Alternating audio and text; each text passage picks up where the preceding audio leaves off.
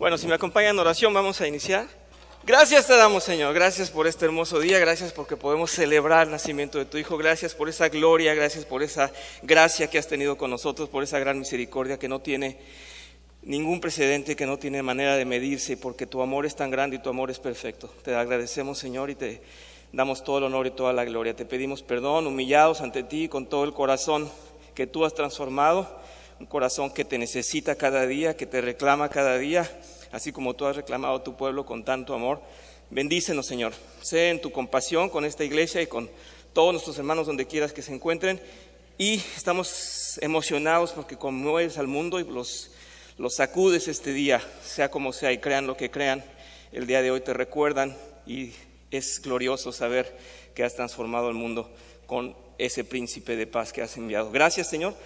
Acompáñanos en este estudio, danos el entendimiento de que las palabras sean correctas y sea la verdad tuya la que triunfa. Lo pedimos en nombre de Jesús. Amén.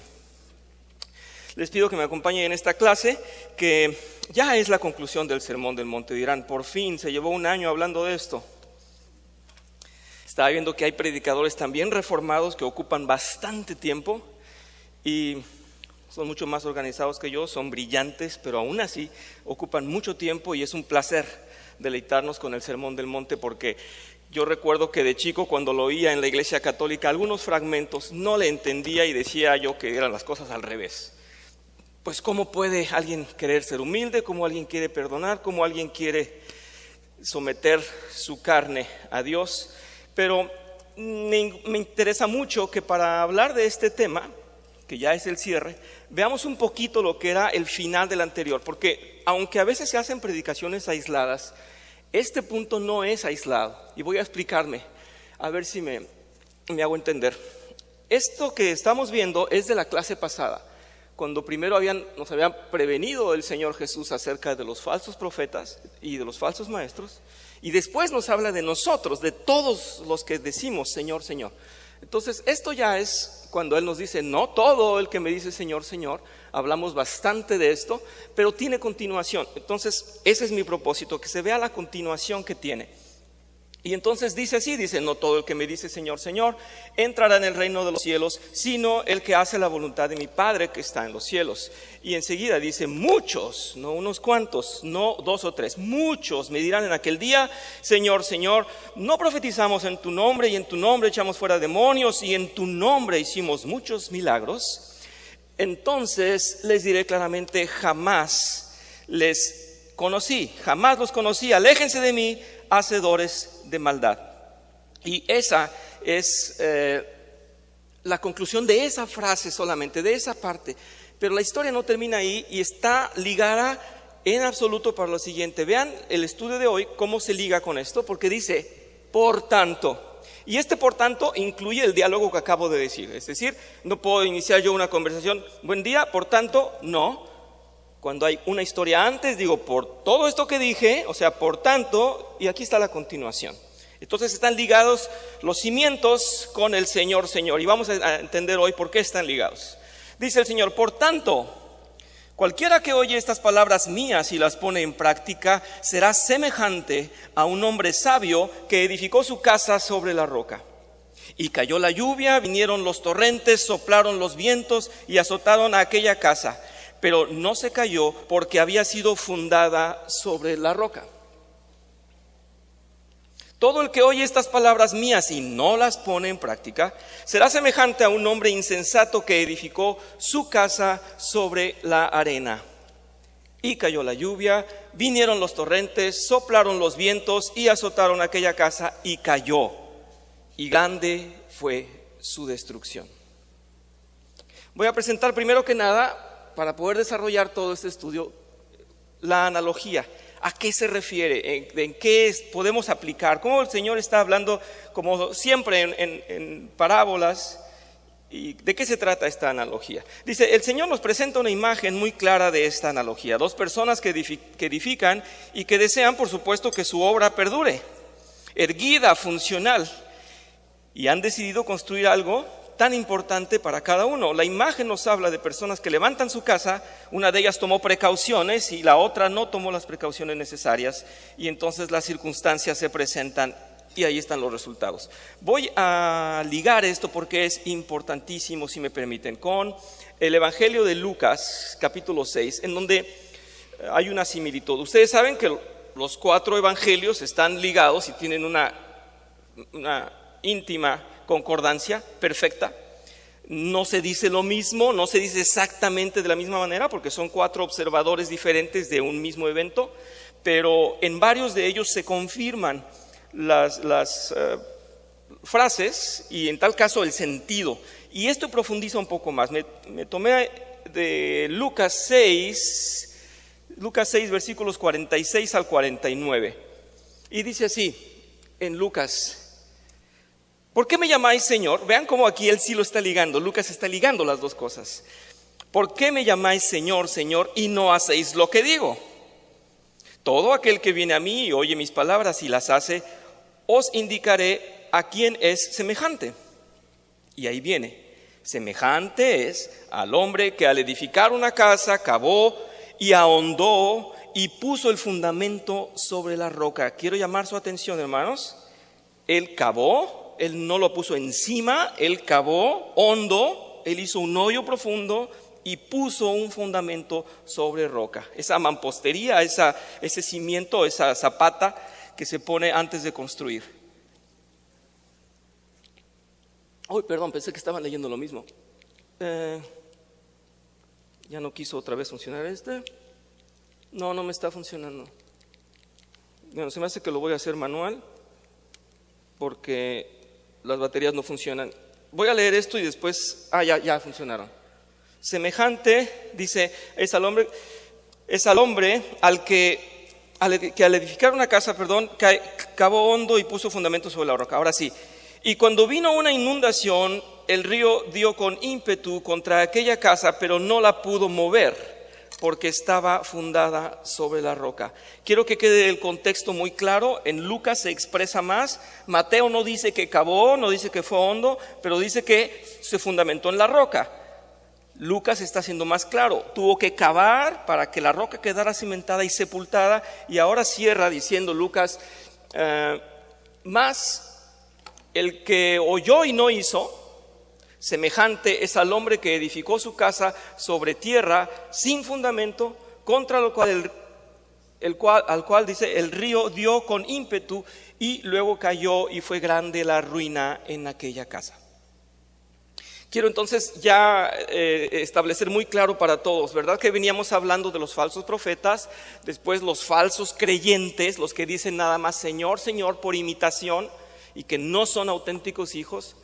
Y ahora dice, pues aquellos que dicen y no cumplen mi voluntad no son mis hijos. Se parecen al que construye solamente por encima y que no tiene fundamento de roca. Y está en Lucas especificándonos, hay que cavar, hay que sepultar ese fundamento, esa roca, esa edificación tiene que tener esa mampostería bien puesta. Y dice, la otra persona juzgó conveniente preocuparse por cimentar formalmente su casa, una consideró cavar, la otra no consideró buscar un terreno sólido, una se tardó mucho en iniciar a construir, la otra construyó inmediatamente y las dos aparentaban ser una buena casa. Quiero llamar la atención de ustedes, no se nos dice que hay una casa más grande, que una de las dos es más bonita, que una de las dos pudiera ser más alta o tuviera mejores materiales. No, de hecho lo que nos están resaltando es el cimiento. Debemos partir de la supuesta idea de que son iguales, de que son muy parecidas, así como nosotros nos parecemos unos a otros y todos podemos decir Señor, Señor.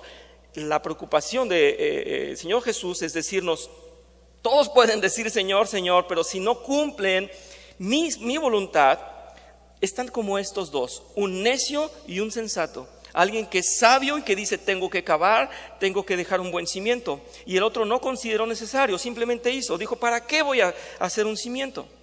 Yo puedo hacer una casa igual de bonita que el vecino, no necesito hacer cimientos como él, porque quizás sea un tonto que tuvo que cavar. ¿Para qué voy a cavar? Aquí el Señor dice entonces de manera muy clara que el primer constructor actuó sabiamente y aplicó las palabras del Señor. En tal caso, la segunda casa no aplicó nada. Sí decía Señor, Señor, sí puedes decir creo en ti, pero no aplico tu ley. Hay una frase muy importante y hay ciertos pastores que dicen en los Estados Unidos, no lo voy a decir en inglés, pero vamos a aplicarlo en español, dice iglesia basada en la Biblia, ¿no? O iglesia bíblicamente constituida. Y entonces se dice que no es igual que una iglesia hable de la Biblia, que crea en la Biblia, nos basamos en las Escrituras, vivimos el Evangelio. Esta iglesia vive el Evangelio. Entonces no es igual yo vivo el Evangelio que yo creo en el Evangelio. Porque decimos hasta los demonios creen, dice Santiago. Hasta los demonios creen y ellos también temen a Dios porque saben quién es Dios, pero ellos no hacen la voluntad de Dios. Y ese es un gran contraste, es una gran diferencia. Y aquí quería comentar yo con ustedes, esta predicación, así como la he escuchado yo por separado, a mí me ha tocado escuchar la predicación solamente de los dos cimientos, sin ligarla con el Señor, solamente hablando de los dos cimientos. A todos nos parece interesante hablar del creyente y el no creyente, ¿verdad? Cuando hablamos de un cimiento en la roca, pues para nosotros Cristo es la roca. Vamos a ver las acepciones o las referencias en las que la Biblia nos habla de esa roca y después hago el comentario un poco más extenso. Dice, de una manera muy simple podemos deducir que en esta analogía se nos invita a comprender el sentido espiritual, el sentido del fundamento espiritual. Un hombre sensato y sabio fundamenta su vida en la palabra de Dios, la cual dice que Cristo es la roca. Y tengo varios ejemplos. En Deuteronomio 32, ¿por qué me parece 35? Hubo un error mío, ¿verdad? Lo siento mucho, yo tengo 32 y debe ser el bueno, porque yo mismo hago los dos, me debe haber equivocado en el segundo. Lo siento mucho, pero yo tengo Deuteronomio 32 para el traductor también. Dice, Él es la roca, sus obras son perfectas y todos sus caminos son justos. Dios es fiel, no practica la injusticia, Él es recto y justo. Entonces está haciendo la similitud, Él es la roca. Y más adelante tengo en 1 Corintios capítulo 10, versículos del 1 al 5. No quiero que desconozcan, hermanos, que nuestros antepasados estuvieron todos bajo la nube y que todos atravesaron el mar. Todos ellos fueron bautizados en la nube y en el mar para unirse a Moisés. Todos también comieron el mismo alimento espiritual y tomaron la misma bebida espiritual. Pues bebían de la roca espiritual que los acompañaba y la roca era Cristo. Sin embargo, la mayoría de ellos no agradaron a Dios y sus cuerpos quedaron tendidos en el desierto. Es importantísimo ver esta prefiguración, este señalamiento previo desde el Antiguo Testamento. Está hablando ya en el Nuevo Testamento el apóstol Pablo, pero está haciendo referencia a aquella roca de la cual bebían, ¿recuerdan de donde brotaba agua? Aquella bendición que les daba en el desierto, era ya Cristo. Esa era la roca, ese era el fundamento de su vida. Está ligando la prefiguración con el que hoy es. Y en Primera de Pedro, es un poco más extenso, pero los invito, Primera de Pedro, capítulo 2, versículos del 4 al 8, dice, Cristo es la piedra viva, desechada por los seres humanos, pero escogida y preciosa ante Dios. Al acercarse a Él, también ustedes son como piedras vivas, con las cuales se están edificando una casa espiritual. Esto nos abre mucho más el contexto de lo que está hablando el Señor en Mateo 7. Esta construcción, esta edificación, esta casa que está mal cimentada, son nuestras vidas espirituales. Ahí está muy claro el contexto y dice, de este modo llegan a ser un sacerdocio santo para ofrecer sacrificios espirituales que Dios acepta por medio de Jesucristo. Es importantísimo esto y qué hermoso que lo dice. Dios lo acepta solamente por medio de Jesucristo. Así dice la Escritura. Miren, yo pongo a Sión una piedra angular, escogida y preciosa, y el que confíe en ella no será jamás defraudado. La piedra angular, nos podría hablar nuestro pastor bastante de esto, es la piedra que se usa como referencia para el inicio de la construcción de una casa, que ya tiene la ubicación perfecta, la orientación perfecta, y esa piedra debe ser lo primero con lo que se inicia, lo que va a dar fundamento a todo. Para ustedes, los creyentes, a esta piedra, dice, esta piedra preciosa, dice, pero para los incrédulos, la piedra que desecharon los constructores ha llegado a ser la piedra angular, dice. También una piedra de tropiezo y una roca que hace caer. Esto tiene un sentido muy amplio. Esto trae condenación para el que desechó esa roca, trae aprobación y trae salvación para el que se sustenta o el que se confirma en esa roca. En fin, no podíamos negar que la roca de la que se nos está hablando es Cristo. Sin embargo, el mensaje no implica solamente esto. Y vamos a hablar con un ángulo más abierto para ver si puedo hacer llegar esto que me transmite a mí el método de este señor Lloyd Jones. Dice, la analogía debería verse como una extensión de lo que hemos visto recientemente. Jesús nos acaba de decir que no todo el que diga Señor, Señor va a estar dentro de su reino. Por lo cual, esta predicación no es para hablar de uno que conoce la Biblia y uno que no conoce la Biblia. No es para hablar de uno que se dice cristiano y uno que no se dice cristiano. En realidad el Señor nos está hablando a todos los que nos consideramos cristianos, porque muchos, dice ahí, muchos no fundamentan su vida, o sea, su casa espiritual, no fundamentan su vida en la roca que es Cristo. Entonces, este es el punto. Yo siempre que había estas predicaciones decía, bueno, está hablando de los incrédulos. El que no fundamenta en la roca es un incrédulo. Pues no. Hemos visto con toda la clase acerca de Señor, Señor, hemos visto que muchos dicen Señor, Señor porque creen que es Dios, pero no hacen su voluntad. ¿Quedamos claros en eso? Hemos quedado claros en eso. No todo el que diga Señor, Señor, aunque lo crea, no todo el que diga Señor, Señor, si no hace la voluntad, entonces no es hijo de Dios. Y eso es grave porque yo pensé que la predicación era para descartar a todos los no creyentes. Y no, la predicación de esto es para aplicarla a cada uno de nosotros y decir, ¿de veras hago la voluntad de Dios? O nada más digo, Señor, Señor, cuando oro y le necesito, o de veras quiero hacer la voluntad de Dios. Y este es el cuestionamiento importante. Dice, el Señor nos está diciendo además, si eres un hijo de Dios, haces las cosas justas, evitas pecar y actúas como una persona sabia, primero que nada pidiendo consejo a Dios en todo lo que haces. Así es que una cosa es creer al Señor y hacer las cosas a mi manera, y otra cosa es creer al Señor y solamente hacer las cosas que Él me permita, que Él me aconseje, que Él me autorice. Y esa es una muy diferente manera de vivir. Dice, ambos de los edificadores, aquí vamos a hablar ya de los dos hombres, ambos edificadores, nos dicen que no han desperdiciado su vida, han querido trabajar en su casa, han desarrollado, han invertido sus dones, sus talentos, sus capacidades, a lo mejor han emprendido algún negocio, su casa, su patrimonio, pero aún así no es que sean buenos creyentes, es que uno es creyente y obedece, otro es creyente y hace lo que él quiere. Esta analogía se aplica a cada uno de nosotros. Uno cree y teme hacer las cosas fuera de la voluntad de Dios. Otro cree y dice, yo las haré a mi manera. Por eso no es solamente el hecho de consultar a Dios o de conocer la Biblia. Los dos conocen la Biblia, los dos conocen de Dios. Pero dice el Señor Jesús, esto se parece a aquellos que edifican mal. Aquellos que sí me escuchan y me creen, pero no obedecen. Un hijo de Dios se forma respetando las cosas que están definidas en estatutos, en mandamientos de Dios. La Biblia nos enseña todo lo que a Dios le complace y lo que Él detesta. La palabra de Dios no se nos dice, no se nos dice que una de las casas sea mucho más pesada, mucho más grande y que por eso se cayó. La palabra de Dios nos dice que ambas casas estaban, que la diferencia de ambas casas estaba en el cimiento. Eso es todo lo que se nos dice. La diferencia estaba en el cimiento. Uno preparó cimientos firmes y profundos y el otro no.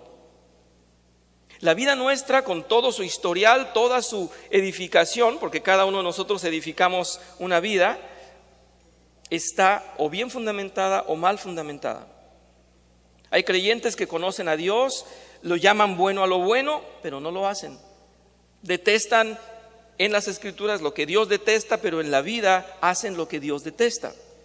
Asimismo, se permiten vivir de la manera que les complace, aún sabiendo que Dios no lo aprueba. Bueno, tenemos un puritano por excelencia que escribió esto. Yo solamente lo estoy transmitiendo, pero estoy totalmente de acuerdo en que somos necios, ¿verdad? Somos necios, queremos que nuestra vida esté bien y probablemente no solicitamos consulta a cada vez que damos un paso. Voy a leer Colosenses 3, versículos del 1 al 3, y dice así, ya que han resucitado con Cristo, busquen las cosas de arriba, donde está Cristo sentado a la derecha de Dios. Concentren su atención en las cosas de arriba, no en las cosas de la tierra. Pues ustedes han muerto y su vida está escondida con Cristo en Dios. Concentren su atención en las cosas de arriba, está diciendo. Y adelante en Colosenses 3, pero versículos del 5 al 6, dice: por tanto, hagan morir todo lo que es propio de la naturaleza terrenal. Esa es una orden. Hagan morir todo lo que es propio de la naturaleza terrenal: inmoralidad sexual, impureza, bajas pasiones, malos deseos y avaricia, la cual es idolatría. Por estas cosas viene el castigo de Dios. Quiere decir que si alguien, como todos nosotros, somos sensibles a pecar de esta manera, de alguna de estas, o de 2 o 3 de estas, si pecamos de esta manera, querrá decir que aún conociendo la palabra de Dios y conociendo sus estatutos y su voluntad, nosotros no estamos edificando nuestras vidas correctamente. ¿Y quién no ha tenido malos deseos? ¿Y quién no ha actuado con idolatría? Todos tenemos idolatría. O mi carro, o mi casa, o mi familia, o mis hijos, qué hermosos son. No porque no les merezca el amor, sino porque son el centro de mi vida antes de que sea Dios. Y porque ese ídolo nos gobierna, no nos gobierna Dios. Colosenses 3, versículos del 7 al 8. Ustedes las practicaron en otro tiempo está diciendo, cuando vivían en ellas. Pero ahora abandonen también todo esto: enojo, ira, malicia, calumnia y lenguaje obsceno. Quiere decir que ahora, no solamente con el conocimiento de Dios, sino con la voluntad de someternos a Él, hacemos todo esto. Abandonamos también todo esto. No nada más la naturaleza terrenal que nos está diciendo, con todas las pasiones y con todos los malos deseos, también entonces con enojo, ira, malicia, calumnia, lenguaje obsceno, se desaparecen de nuestras vidas. Dice el apóstol Pablo que tiene que ser así. Adelante en versículos 9 al 10. Dejen de mentirse unos a otros, ahora que se han quitado el ropaje de la vieja naturaleza con sus vicios y se han puesto el de la nueva naturaleza, que se ha renovado en conocimiento a imagen de su Creador. Esto es importante, a imagen de, en obediencia de, para imitarlo, para ser como Él. Termina en Colosenses 3, versículo 15, voy a señalar esto, dice: que gobierne en sus corazones, vean que bien lo dice, que gobierne en sus corazones la paz de Cristo, a la cual fueron llamados en un solo cuerpo, y sean agradecidos. Es tan similar, los invito a que vean esta gran similitud, que gobierne en sus corazones. Si está diciendo que eso gobierna en nuestros corazones, quiere decir que el cimiento está bien. ¿Qué es lo que rige la dirección o la ubicación o la orientación, es la palabra creo mejor, de un edificio? Pues que esté bien colocado con la piedra angular. La piedra angular nos da referencias, hoy lo sabemos con la referencia satelital, pues de una ubicación perfecta, medida y sin equivocación, que ese es tu terreno, que mide lo que dice que mide y que ahí debes hacer tu construcción. No fuera de él, no torcida, no chueca, tienes que obedecer a las medidas. Y qué importante es que eso rija, que eso gobierne nuestros corazones. Es lo que nos está diciendo aquí. Todo esto indica claramente que el creer en Cristo implica hacer su voluntad. ¿Recuerdan de aquello que le comentaba yo al testigo de Jehová que vino a molestarme? Me decía: es que yo también soy cristiano, me dijo. Yo también creo en Cristo. ¿De veras? Sí. ¿Y crees que es Dios? Y dice: no. Entonces no podemos hablar porque yo sí creo en Él y Él dijo que era Dios. Entonces no es igual. Yo creo que yo fundamento mi vida en Él. Uno puede hacer o no hacer las los mandamientos de Dios, dice aquí, conociendo las Escrituras, no implica que usted conoce la Biblia y usted se porta bien. No implica que usted corrige su manera de vivir porque usted leyó la Biblia, porque usted conoce la palabra. Eso no lo implica. Sin embargo, en su vida personal no considera usted ser disciplinado porque usted no considera que ese Señor es su Señor y porque esa roca no ha cimentado su casa. Es irónico el hecho de que alguien sea dedicado como siervo de Dios en su congregación, pero una persona desordenada en cosas personales. No quería hablar tanto de esto, pero nos atañe a todos y si el método lo dice también por mí. Puedes ser muy elocuente, puedes ser un dirigente en tu iglesia, pero puedes tener un desorden en tu casa. Voy a hacer un comentario, no es ni categórico ni esencial, pero lo voy a comentar solamente. Una vez me dice un hermano, no he recibido mensaje tuyo en el correo. Bueno, yo te envié el correo. Dice, a ver, y entonces saca su teléfono y tiene como la cantidad que ustedes quieran, 100, 200 correos del banco, de publicidad, de basura, y nunca desechó nada. Entonces, para encontrar el mío, le hacía y le volvía y le daba vuelta. Acá está el tuyo. ¿Por qué no tiene una carpeta? Bueno, yo pienso que es lo más lógico. Perdón si estoy incomodando a todos. Hay una carpeta que uno puede hacer, iglesia, familia, teléfono, ¿verdad? Pagos, facturas, creo yo. ¿No? Y el hermano le hacía, y no, es que no encuentro tu mensaje, ¿no? Y digo, pero es un brillante hermano, pero es un desastre en organización. Esto puede no ser relevante, pueden decir, bueno, esta es religiosidad tuya. No, estoy haciendo una similitud, estoy tratando de poner una analogía entre lo que puede ser una vida desordenada y una aparente vida ordenada. Es solamente una reflexión, que nadie se ofenda, y si viven así, con un desastre en su correo, es una manera de vivir, no se preocupen. Es más, hagan de cuenta que no dije nada. Hay padres de familia muy eficientes en su ministerio, pero que no asumen responsabilidades en su hogar. Eso nos habla de alguien que conoce al Señor, predica al Señor, conoce la palabra de Dios, pero no practica las obras de Dios, a la manera de Dios, perdón.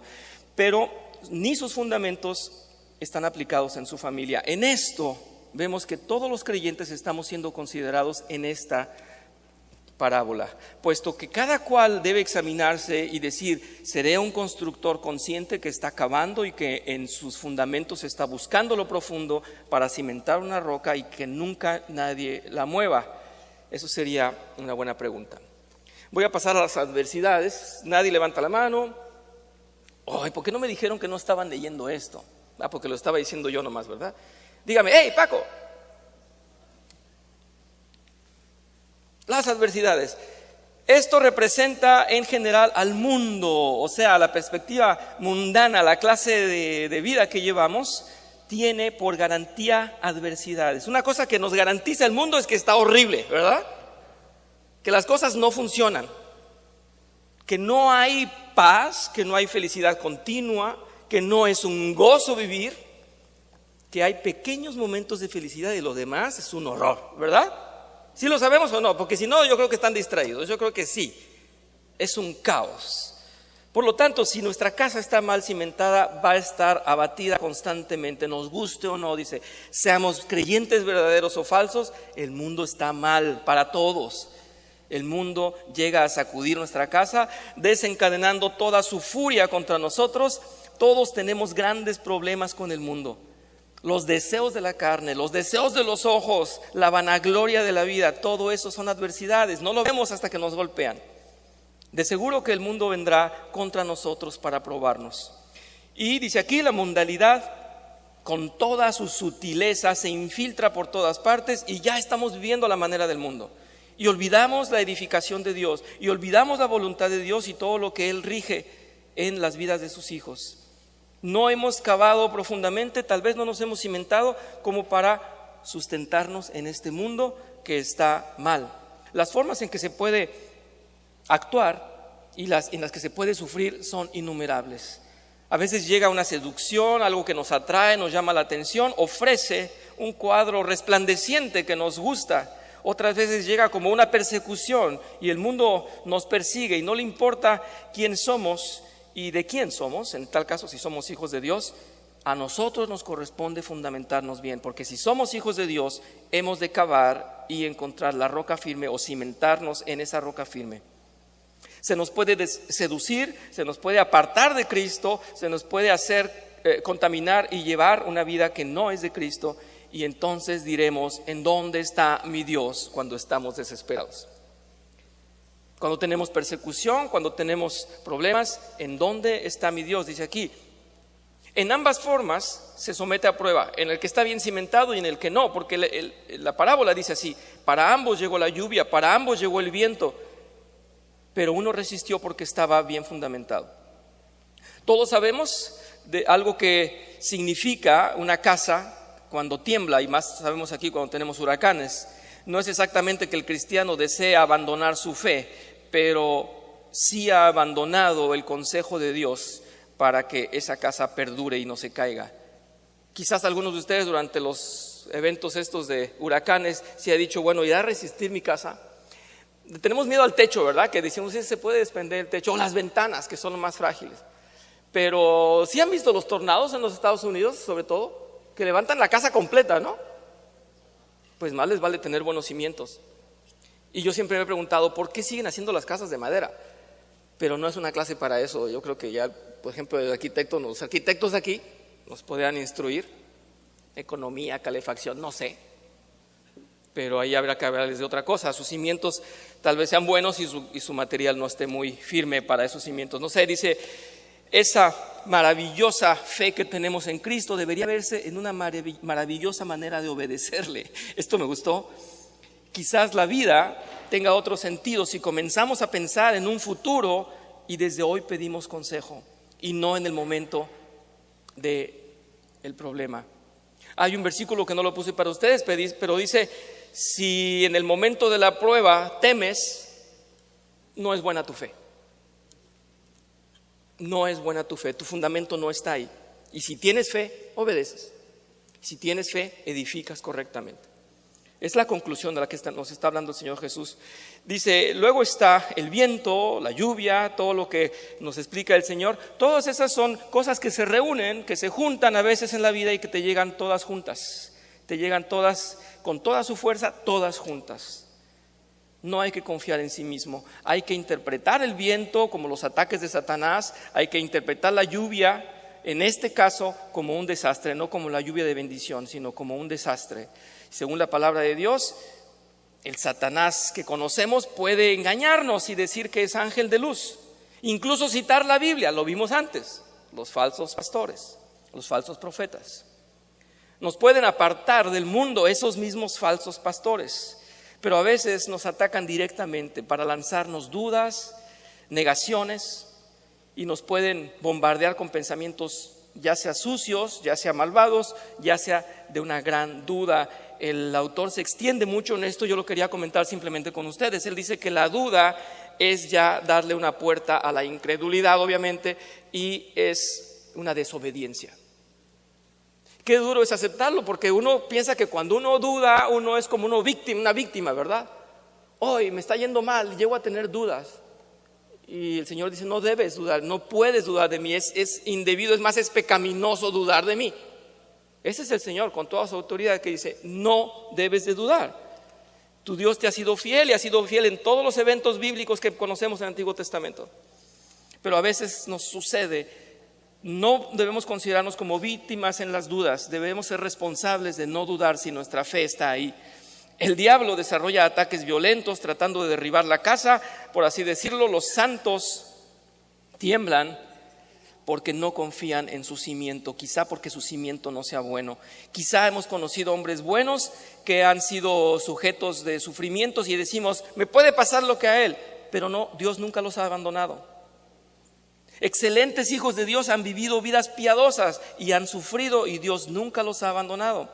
Y han pasado por fuego como Daniel y han sido echados a los leones como Daniel y no los ha abandonado Dios nunca. Dice el Señor: entonces no debes de tener dudas, debes siempre fundamentarte en el que nunca se va a mover, que es la roca firme. Efesios 6, versículo 12 dice: porque nuestra lucha no es contra sangre y carne, sino contra principados, contra potestades. Potestades es poderes, ¿verdad? Contra los poderes de este mundo de tinieblas, contra las huestes espirituales de maldad en las regiones celestiales, dice aquí. Entonces, es un asunto espiritual. El apóstol Pablo no dice que la única forma de resistir es creer. Dice, es ponerse la armadura, es leer la palabra de Dios, es obedecer la palabra de Dios, y es insistente en esto. Que te cambies la ropa, te está diciendo en Colosenses, que te pongas la nueva vestidura, que evites las palabras obscenas, que evites la ira y el enojo. Qué fácil, ¿verdad? Pues no es fácil, pero con el Espíritu de Dios sí es posible. En fin, esto nos llega a todos. No sé quién pueda decir: yo estoy libre de calamidad, yo estoy libre de problemas. Alguno tiene que soportar lluvia, otros tienen que soportar ríos, otros tienen humedad, otros les falta electricidad, otros no les arranca el carro, otros no les alcanza para la renta, a otros se les fue la mujer, o no obedece el esposo, o no obedecen los hijos, o todo junto. Y a nadie abandona el Señor. A nadie abandona. Dice, qué tremenda cosa es cuando alguien teme por la muerte. Nos puede dar incluso risa, pero muchos creyentes temen por la muerte.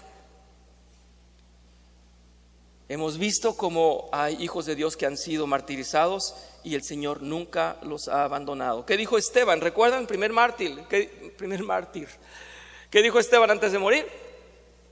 Lo veo ahí en su gloria, ahí está glorificado. Ese es el Hijo de Dios, ¿verdad? Lo vio, nunca lo abandonó. Lo que importa no es la idea de que se tenga una vida de siervo rígido, pero que sus fundamentos no se muevan, que sus sentimientos sean siempre los mismos, enamorado de su Dios y consultarlo en todo momento. El fracaso viene cuando el hombre desobedece a Dios y por mucho que lo crea, lo ignora. Cuando abunda, la filosofía de tu vida, de tu propia vida, tu propia filosofía, y opaca a la palabra de Dios, vendrán entonces tormentas y tu casa será derrumbada, y bajo tus pies precisamente no habrá esos cimientos de los que está hablando el Señor Jesús. Ya hemos experimentado algunas de estas pruebas y voy a poner las preguntas que pone el método, y dice así, ¿encontramos a Dios cuando lo necesitamos más? Alguien puede si quisiera opinar, pero les voy a decir, ¿lo necesitamos más? Pues sí, porque vienen problemas, pero si no hemos dejado de hablar con Él, no podemos decir dónde estás. Sabemos que ahí está porque acabamos de hablar con Él. Si todos los días hablamos con Él, no podemos decir, ¿y dónde estás? Pues si te ha acompañado paso a paso. Cuando llegan estas pruebas y acudimos a Él, ¿sabemos que está ahí? Dice, ¿nos sentimos agitados y alarmados? ¿Tenemos su presencia o acudimos a Él como un hijo a su padre y sabemos siempre que está ahí y lo encontramos siempre? ¿Estamos conscientes de su proximidad y presencia en estos momentos críticos? ¿Tenemos una confianza honda e inconmovible en Él y una seguridad de que nunca nos abandonará? Eso deberíamos tenerlo. Podemos regocijarnos en Él siempre, incluso en las tribulaciones. ¿Quién puede tener gozo en las tribulaciones? Yo creo que sí, muchos de nosotros ya estamos ejercitándonos, ¿verdad? Después de algún tiempo de estar viviendo con Cristo. Creo que me faltó uno, no sé. ¿Cuál es la visión? Me faltaba a mí leerlo, perdón. ¿Cuál es nuestra visión en el mundo en este momento? ¿Cuál es nuestra actitud hacia el mundo? ¿Nos sentimos vacilantes y dudosos respecto a qué clase de vida queremos vivir? Y es que la vida en Cristo y la vida fundamentada en la Biblia quizás no es apetecible a los ojos del mundo. Entonces no nos entra por la vanidad, no nos entra por la pasión con la que el mundo lo ve. A nosotros nos apasiona lo que el mundo nos dice, lo que el mundo nos está diciendo. ¡Hey! Esto es atractivo, esto es bonito. ¿Tenemos alguna incertidumbre? ¿No hemos descubierto la inutilidad total de esta vida mundanal que no pone a Dios y a Cristo en el centro? Eso es muy bueno. Ojalá se reflexione sobre esto. ¿Alguien se ha decepcionado de la vida como para decir, esto no sirve? ¿Alguien ha descubierto la inutilidad total de esta vida? Ese es un punto importante. Yo siempre he dicho, no puede ser un muy buen cristiano haciendo las cosas correctamente y diciendo que bien está el mundo. La llevo muy bien. Yo casi que nomás vengo por afición, porque mi vida está tan bien, porque respeto la Biblia y respeto al mundo, y los dos van muy bien en mi vida. Eso es imposible. Es todo lo contrario. No puede ser. Aquel que esté muy feliz en la vida, pues no está cimentado y no está llevando el mismo patrón de vida que Cristo está señalando. Dice que es la muerte para nosotros. Nos horroriza pensar en ella y tenemos tanto miedo de ella que siempre procuramos quitarla del pensamiento, dice. Pues no debería, ¿verdad? Versículos buenos, ¿dónde está muerte tu aguijón? ¿Verdad? Amén. Y las mujeres llegan al sepulcro y dicen, ¿qué pasó? No, que estaba muerto. ¿Dónde está la muerte? Entonces no nos debe horrorizar la muerte. La Biblia nos demuestra claramente cómo deberíamos ser en todos estos puntos. No dudar, no vacilar, no siquiera, dice, tener el mínimo temor por la muerte, por el sufrimiento, porque Dios está ahí. Y dice, no es que seamos inconscientes, es que somos conscientes de que nada de esto puede quitarnos o debe quitarnos la paz si estamos bien fundamentados. Voy a cerrar con el Salmo 37, versículo 37 al 40.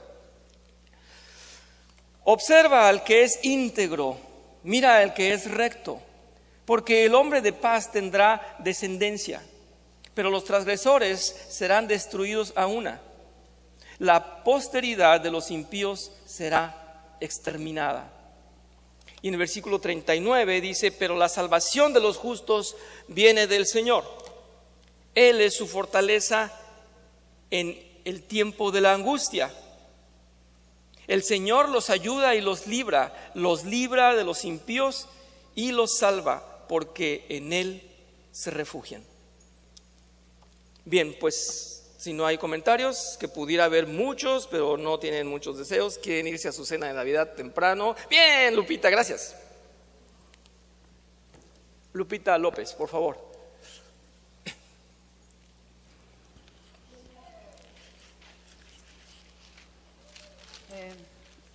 Buenos días. Es en Santiago 1, versículo 22. Sed hacedores de la palabra y no tan solamente oidores, engañándonos a vosotros mismos. Si alguno es oidor de la palabra, pero no hacedor de ella, ese es semejante al hombre que considera en un espejo su rostro natural. Él se considera a sí mismo y se va y pronto olvida cómo era. Que muchas veces sí podemos estar atendiendo la palabra, estarla escuchando, viniendo a los estudios y todo, pero muchas veces no hacemos. Y eso no es hacer la voluntad del Padre. A veces nos vemos en un espejo, vemos cómo somos, pero nada más tantito salimos afuera a la calle y nos olvidamos de lo que Dios nos está pidiendo que hagamos. Nos dejamos llevar por las cosas del mundo.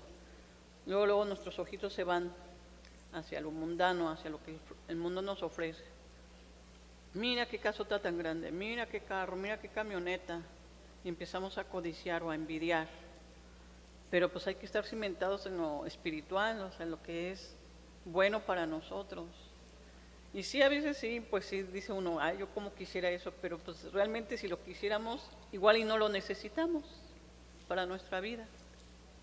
Y pues estar siempre fundamentados en la roca que es Cristo, y eso nos da paz, y estar procurando hacer la palabra, escuchándola y haciéndola, haciéndola realmente lo que Dios pide que hagamos. Y sí, muchas veces me equivoco, pero pues digo, vamos a perseverar en la enseñanza y en la palabra del Señor.